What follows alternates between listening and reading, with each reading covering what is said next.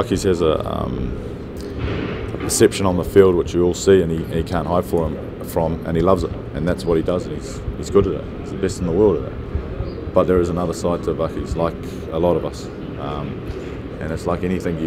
I don't think you can judge people from the message that you guys give.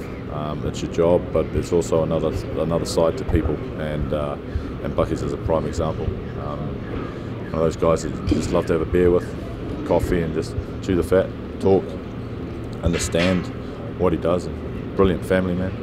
He puts his family first and foremost, and I got a lot of respect for him after spending 2 more years with him and playing alongside him and getting to know him. And you know, I feel quite privileged and honoured that I could do that, considering what great rivalry we had together on the field.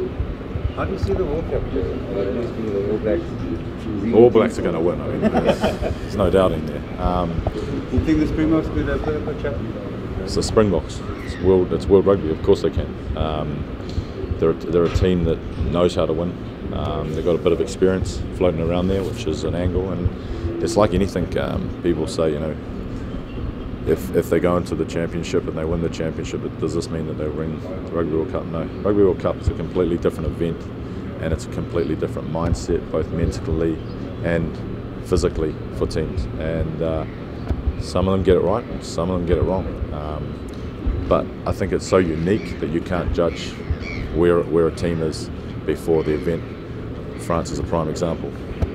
Sometimes we think they're all over the show and end up, you know, losing by 1 point in the final. So it's just a brilliant event and something very different.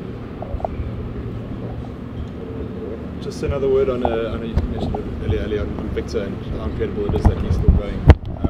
It's a miracle, mate. It's a dead set miracle. He's still charging around. In the same category, the two of them, they're both superheroes. And Victor, to me, is, you know, we played many challenges and also a great man, a guy that you have a lot of time for. One of the reasons we play rugby is to create friendships with the people that you battle, and those two guys are two guys that I've got a really good friendship with off the field.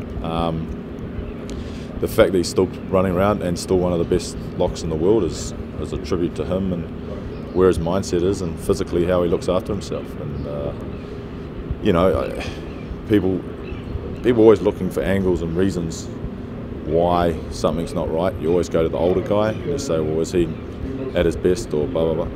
And of course he's at his best. He's with the Matfield, and he's one of World Rugby's best locks that's ever played the game.